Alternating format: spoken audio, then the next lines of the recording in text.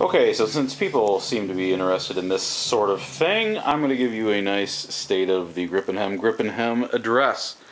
I'm about 1 year into this project. This is the mock-up that I did originally, trying to figure out exactly what I wanted the project to be. You can see it's a rather large island, flanked on either side by waterfalls and woods.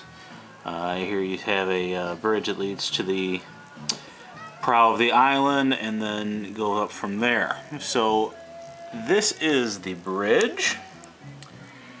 You cross the bridge, go down this little set of stairs, which aren't even built, around the front of the prow. Then you start getting into some stair, around the stair, then a very long winding case that goes up to a first bulwark, which will have a door and be walled in. That's the first defensive point, and then you have a second set of stairs which goes up to a gatehouse. Gatehouse has a wall, towers, defensive wall. The prow of the island also is itself a tower. Griffin statue. So here is where essentially the waterfall will be. Here at street level. Let's see if I can just push this up here. You can see the buildings. You have a narrow street on this side that climbs towards the end. Over here it climbs from here right on up. Fairly narrow street here. It looks like it's what, 3 inches wide at this point, 4 inches wide. Not a whole lot. Get a little tighter shot here. What I wanted to do with this is I've built a lot of buildings by themselves. The idea was put them on an incline so that I could have the doors at different levels. So you see, you start here, the door is right down at street level. As it climbs, it climbs, it climbs, it climbs. This next door, each successive doorway is a little bit higher than the one before.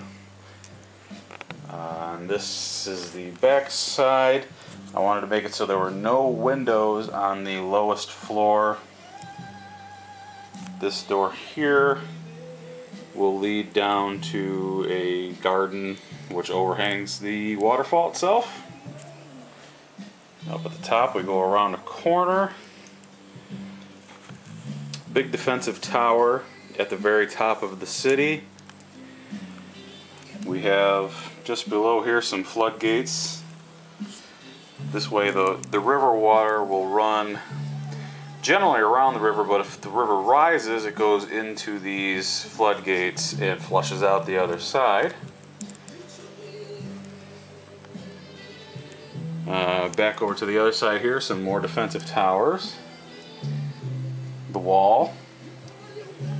There's a better look at the gatehouse.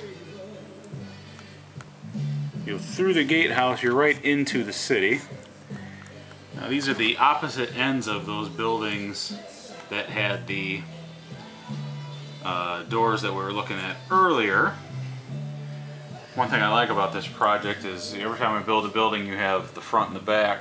On this one the front is the back and the back is the front.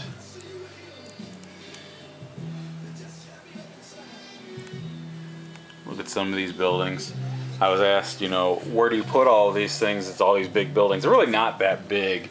I work on a theory of each story of the building is 2 inches tall. So, you know, 6-8 inches tall at the best. It's not that big, about 4 inches wide. One thing that helps on this is that each building isn't individually based, so they don't take up quite as much room.